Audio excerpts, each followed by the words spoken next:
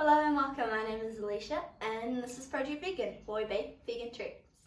Today we're going to be making a Easter favourite, something semi-traditional, but we're going to be making it without eggs, without milk, and with vegan butter. So, vegan, and yeah, that's all I have to say.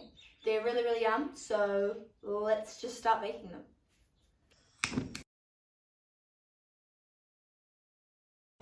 Oh, you're kidding. To a saucepan over a stove, add 300 ml of plant-based milk. Then add 50 grams of vegan butter. Stir to combine and until heated through. Once melted, set aside to allow to cool. To the bowl of a cake mixer, add 500 grams of flour, 8 grams of yeast, 70 grams of sugar, 2 teaspoons mixed spice, and 2 teaspoons cinnamon. And mix to combine.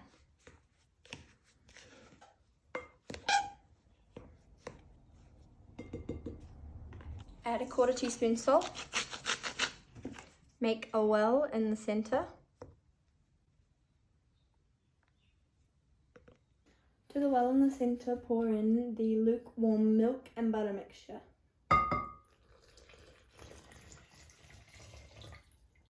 Using the dough hook attachment for your stand mixer, beat the dough together.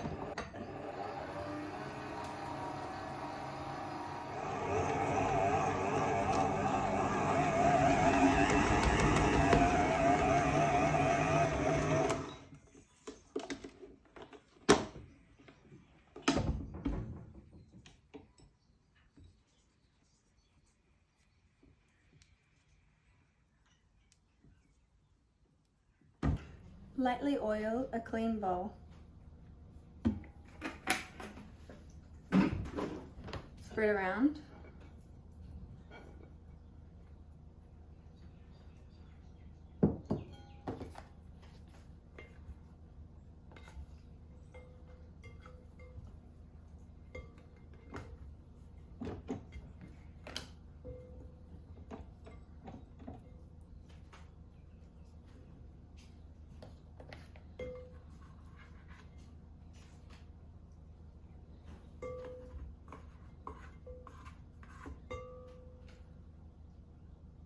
Cover your dough with a tea towel and set aside in a warm place for around an hour until double in size. Once your dough is doubled in size, and if you gently poke it, it springs back at you, then you know it's ready. So, what you want to do is you want to flour a surface like so, and put the dough out on it. Oh, I forgot a step. I've forgotten to add. Hang on. I got too excited. I forgot the most important ingredient. The sultanas. So you want to use about 50 grams. So I'm going to go with about this much. And you just want to spread it evenly throughout your dough. We didn't have any sultanas, but we did have some leftover fruit mix from Christmas. So I'm going to be using that instead. Now you want to knead these through your dough.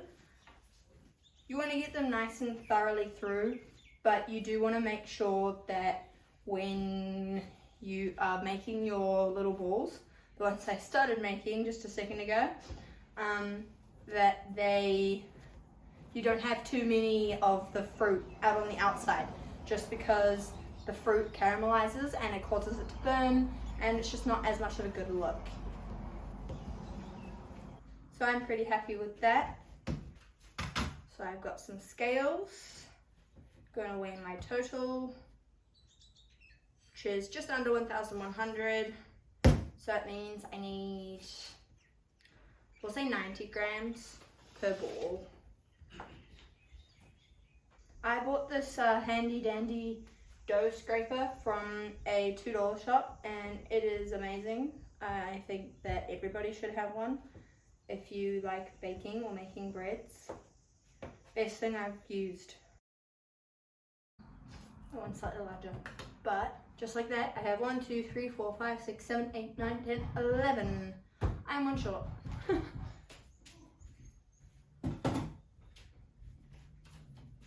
Now I'm going to do the shaping again. Shape them into little buns. This technique is called and find a side which has the least amount showing.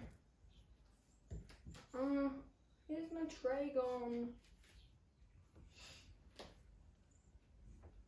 I'm now going to cover these once again and put them back in that nice warm place to let them through and double inside again for another 40 or so minutes.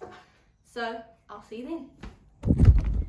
So you're going to want to preheat your oven to about 200 to 220 fan forced in Celsius on bake.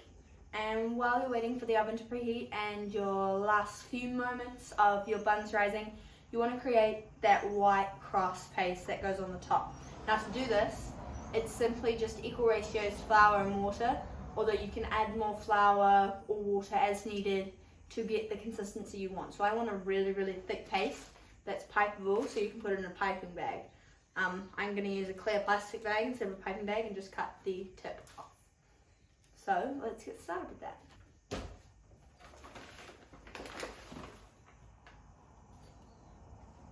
I think I'm going to start with about 70 grams of flour and work our way from there.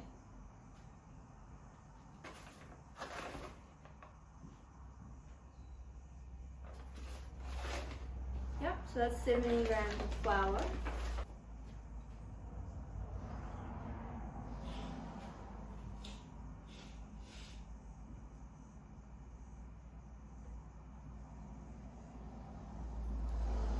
Just going to set at 120 because I can always add more water. It's hard to take water out, obviously.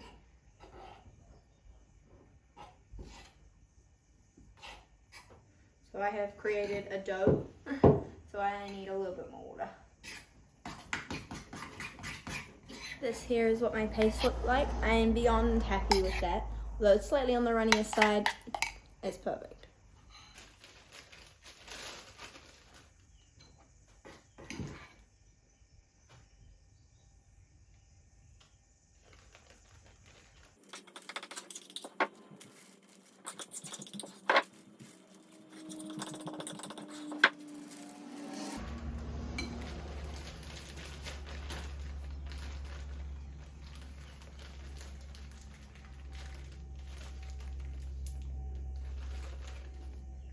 And now we are ready. Just all we need is a pair of scissors. And here we have our hot crust buns.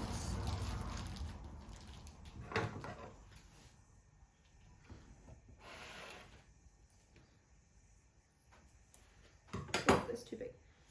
So our buns are nice and ready there. They spring back. Oh, and my piping skills going to be tested. Okay, that's very gluteny.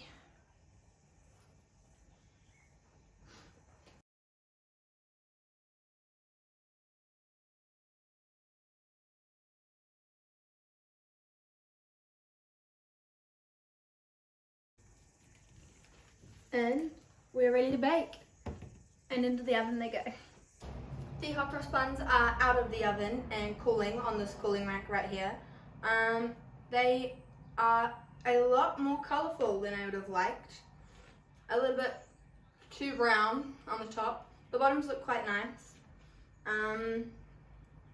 The crosses aren't too bad.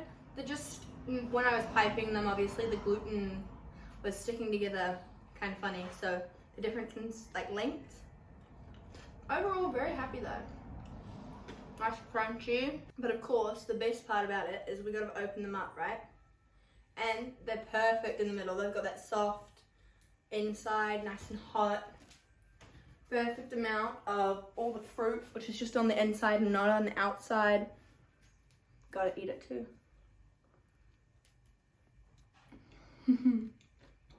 Reminds me of Easter. Now, although mine don't look as good as the store-bought ones, and a little bit crispy on the top, I'd recommend turning the oven temperature down maybe a little bit, or just keeping a closer eye on them than I did. and you will end up with better than store-bought hot cross buns. I promise you. I just want to say thank you so much for watching. A little disappointed with the outcome considering the colour on top. However, they taste amazing. Better than anyone could dream of. That's all I have for you. I hope you have a good Easter, and I might be back with another Easter treat. So be sure to check out the rest of my channel and subscribe down below if you're interested in more vegan baking content. I will see you in the next video. Until then, peace.